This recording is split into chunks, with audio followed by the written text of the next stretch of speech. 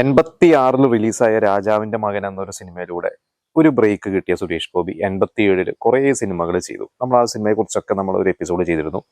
ആ 87 ഇറങ്ങിയ PC-369 എന്ന് പറയുന്ന സിനിമയിലെ ചെറിയൊരു വേഷമാണ്. അതിലൂടെ സുരേഷ് ഗോപി സ്വന്തം ശബ്ദത്തിൽ ഡബ് ചെയ്യാൻ തുടങ്ങിയ കുറിച്ചൊക്കെ നമ്മൾ പറഞ്ഞിരുന്നു. അപ്പൊ ഇന്ന് ഞാൻ പറയാൻ പോകുന്നത് 88 എന്നൊരു വർഷം, കുറച്ചും കൂടി സുരേഷ് ഗോപി ഒരു നോൺ താരമായി മാറിയിരുന്നു. ആ വർഷം സുരേഷ് ഗോപി അഭിനയിച്ച സിനിമകളെ കുറിച്ചാണ് നമ്മൾ ഡിസ്കസ് ചെയ്യാൻ പോകുന്നത്.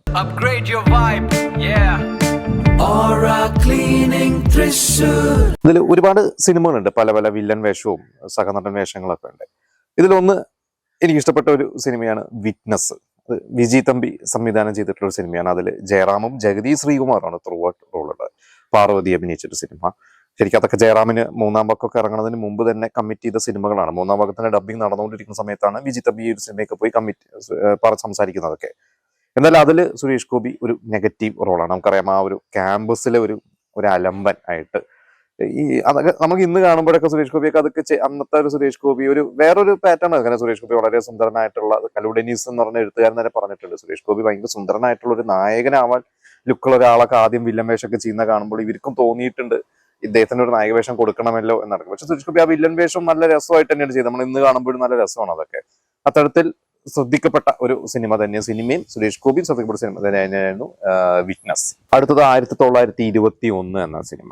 ആ സിനിമയിൽ മമ്മൂട്ടി, പിന്നെ കുറെ പേരുണ്ട് അതിൽ. എനിക്ക് മോഹൻലാൽ ഒഴിച്ച അന്നത്തെ ഐ വി ശശിയുടെ പ്രമുഖ താരങ്ങൾ എല്ലാവരും ഒരു സിനിമയിൽ അഭിനയിച്ചിട്ടുണ്ട്. അതിൽ സുരേഷ് ഗോപി നല്ല ശക്തമായിട്ടുള്ള ഒരു റോള് തന്നെയാണ് ചെയ്തിരിക്കുന്നത്.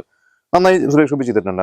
ആ സമയത്തുള്ള മൾട്ടി സ്റ്റാർ പടങ്ങളിൽ പെട്ട അത്യാവശ്യം ശ്രദ്ധിക്കപ്പെട്ട ഒരു പടമായിരുന്നു. പക്ഷെ ഭയങ്കര ബഡ്ജറ്റിൽ ആ സിനിമ എന്ന് ചെയ്തതുകൊണ്ട് ഏകദേശം 1 കോടി 1.25 കോടിയുടെ അടുത്തായിരുന്നു അതിന്റെ ബഡ്ജറ്റ്. അതൊരു ഓണം സീസണിലാണ് ഇറങ്ങിയത്. അതുകൊണ്ട് ആ സിനിമയ്ക്ക് ഇങ്ങനെ വലിയൊരു ബ്ലോക്ക് ബസ്റ്റർ സ്റ്റാറ്റസിലേക്ക് ഇടം നേടാൻ സാധിച്ചില്ല. കാരണം അതിന്റെ ഒപ്പം ഇറങ്ങിയ വൈശാലിയും ആര്യനും ആയിരുന്നു കളക്ഷനും ഉണ്ടായിരുന്നത്.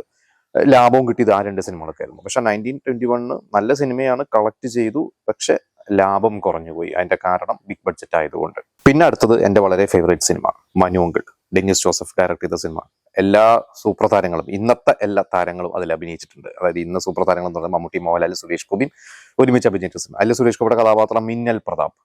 അത് നിങ്ങൾ പലർക്കും അറിയുന്നുണ്ടാവും. ജഗദീഷ് ശ്രീകുമാർ ചെയ്യാനിരുന്ന വേഷമായിരുന്നു. അന്ന് ജഗദീഷ് ശ്രീകുമാറിന് ആ ഷൂട്ട് നടക്കുന്ന ദിവസം എത്താൻ പറ്റാത്തത് കൊണ്ട് അന്ന് വെറുതെ അവിടെ ലൊക്കേഷനിൽ ഇവരെയൊക്കെ കാണാൻ വേണ്ടി വന്ന സുരേഷ് ഗോപി അഭിനയിപ്പിച്ചതാണ്. അങ്ങനെ സുരേഷ് ഗോപി അതിഗംഭീരമായിട്ട് ചെയ്തു. സുരേഷ് ഗോപിയുടെ നല്ല ഒരു ഹ്യൂമർ ക്യാരക്ടർ തന്നെയായിരുന്നു മിന്നൽ പ്രതാപ്. അടുത്തതും ഒരു മോഹൻലാൽ സിനിമയാണ്. മോഹൻലാൽ, അലി ഇമ്രാൻ, മൂന്നാം മുറ, കെ മധുവിന്റെ സിനിമ. നല്ല ഗംഭീരമായിട്ടുള്ള സിനിമയാണ്.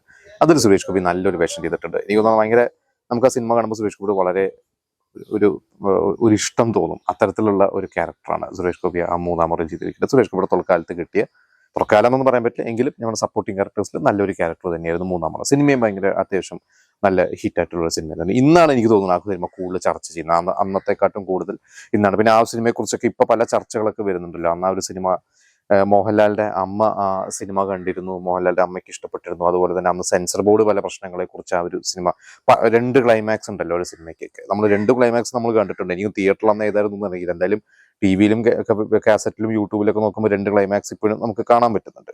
നല്ലൊരു സിനിമ തന്നെയായിരുന്നു. സുരേഷ് ഗോപിയുടെ നല്ലൊരു വേഷം തന്നെയായിരുന്നു മൂന്നാം മുറ.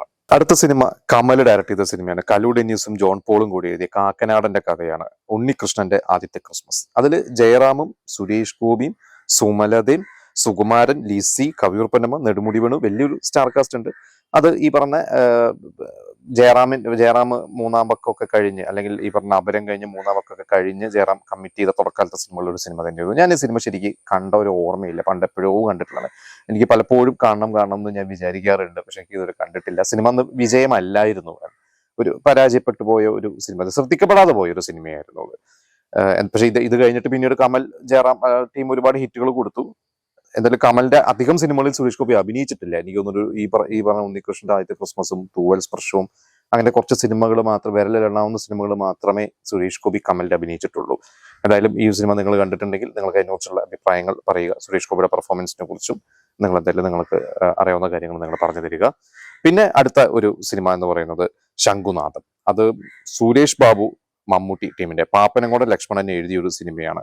അതിൽ വലിയൊരു സ്റ്റാർ കാസ്റ്റ് ഉണ്ട്. മമ്മൂട്ടി, രതീഷ്, നെടുമുടി വേണു, നന്നി, KP ഉമ്മർ, മാള അരവിന്ദൻ, അങ്ങനെ വലിയ സ്റ്റാർ കാസ്റ്റ് ഉണ്ട്. പക്ഷെ ആ സിനിമ അന്ന് അധികം ശ്രദ്ധിക്കപ്പെടാതെ പോയ ഒരു സിനിമ തന്നെയായിരുന്നു. ഇതിന് ശേഷമാണ് TS സുരേഷ് ബാബുവിനൊന്ന് രക്ഷപ്പെടുത്താൻ വേണ്ടിയല്ല, അദ്ദേഹത്തിന് നല്ലൊരു ഹിറ്റ് കൊടുക്കണമെന്നുണ്ട് മമ്മൂട്ടി തന്നെ ഇനീഷ്യേറ്റീവ് എടുത്തിട്ടാണ് കോട്ടയം കുഞ്ഞച്ചനൊക്കെ കൊടുക്കുന്നത്.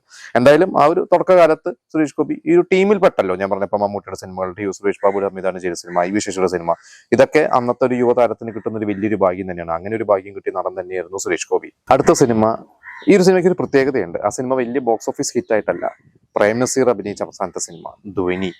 അതിൽ ശരിക്കും ജയറാമും ശോഭനയുമാണ് എൻ്റെ ഒരു പ്രധാന കഥാപാത്രം. പിന്നെ പ്രേം നസീറും പിന്നെ സുരേഷ് ഗോപി നല്ല ഒരു വേഷം തന്നെ അത് ചെയ്തിട്ടുണ്ട്. ജയഭാരതി ഉണ്ട്, തിലകനുണ്ട്, കരമനയുണ്ട്, നെടുമുടി വേണുണ്ട്. അതിന്റെ പാട്ടുകളാണ് ശരിക്കും, കാരണം അതിന്റെ മ്യൂസിക് നൗഷാദ് അദ്ദേഹം മ്യൂസിക് ചെയ്തു എന്നുള്ള പേരിൽ അതിലെ പാട്ടുകളൊക്കെ ഭയങ്കരമായിട്ടുള്ള പാട്ട്. ജയറാമനൊക്കെ ഒരു വലിയൊരു ഭാഗ്യം തന്നെയാണ്. ഇവർക്ക് എല്ലാവർക്കും ഒരു ഭാഗ്യമാണ്, കാരണം ആ തുടക്കകാലത്ത് ഈ നല്ല പാട്ടുകളുള്ള ഒരു സിനിമ കിട്ടി. പിന്നെ പ്രേം നസീറിന്റെ കൂടെ അഭിനയിക്കാൻ പറ്റി എന്നൊക്കെ പറയണതൊക്കെ ജയറാമിന്റെയും ഇവരുടെയൊക്കെ ഒരു ഭാഗ്യം തന്നെയായിരുന്നു.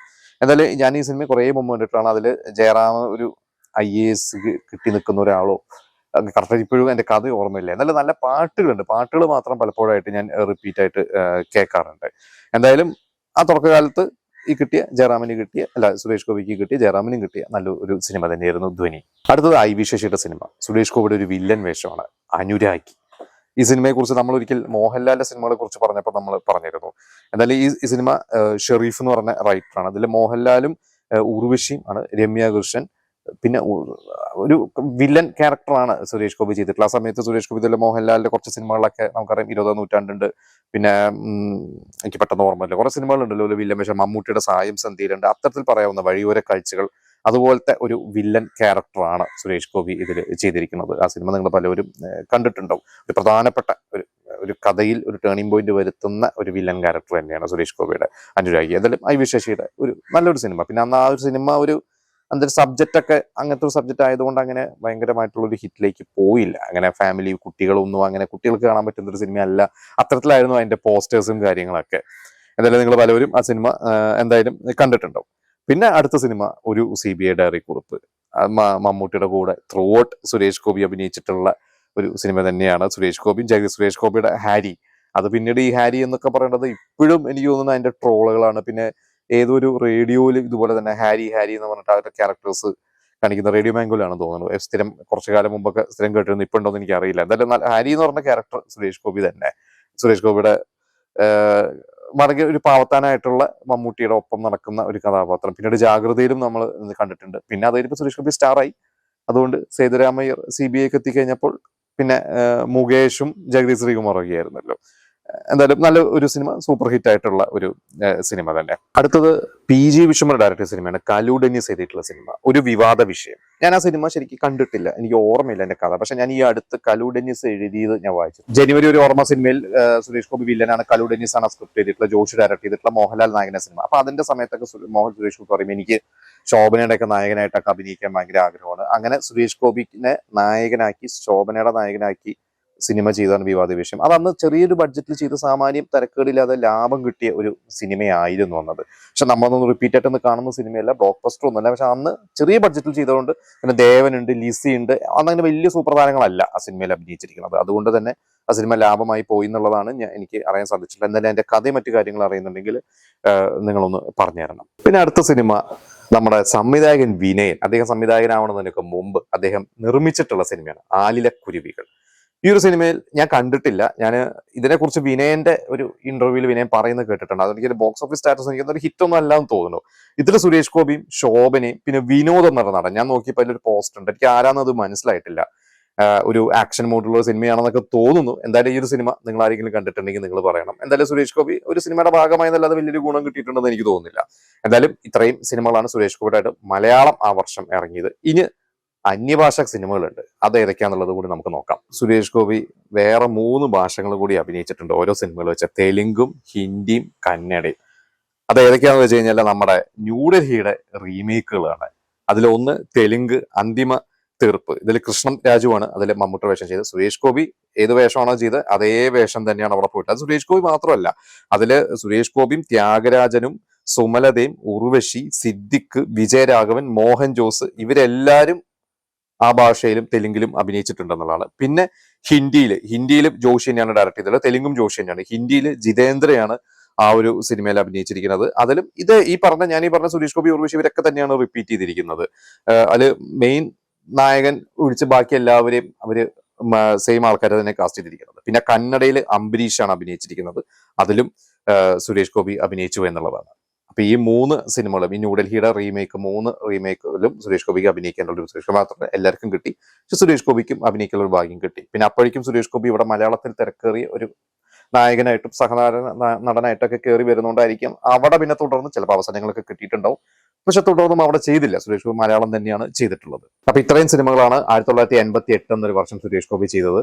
ഇതിൽ എന്റെ ഫേവറേറ്റ് ഏതാണ് എന്ന് ചോദിച്ചു കഴിഞ്ഞാൽ ഒരു മിക്സഡ് ആയിട്ടുള്ള ഒരു ഒപ്പീനിയനാണ് പല സിനിമകളെയും കുറിച്ച്. എങ്കിലും മനുവങ്കിൾ ഭയങ്കര ഇഷ്ടമാണ്, മിന്നൽ പ്രതാപ്, പിന്നെ CB ഡയറിക്കുറിപ്പ്. ഇത് രണ്ടായിരിക്കും എനിക്ക് പെട്ടെന്ന് പറയുകയാണെങ്കിൽ സുരേഷ് ഗോപിയുടെ എന്തോ ഒരു സുരേഷ് ഗോപി ഇതിൽ ഒന്നും അങ്ങനെ അധിഗംഭീരമായിട്ടുള്ള പെർഫോമൻസ് ഒന്നും ചെയ്തിട്ടുള്ള റോൾസ് ഒന്നും അല്ല, പക്ഷെ എന്തോ ആ സിനിമകളോടുള്ള ഇഷ്ടമായിരിക്കും, കഥാപാത്രങ്ങളോടുള്ള ഇഷ്ടമായിരിക്കാം. എനിക്ക് ഈ 2 സിനിമകളാണ് എന്റെ ഫേവറേറ്റ് സിനിമകൾ.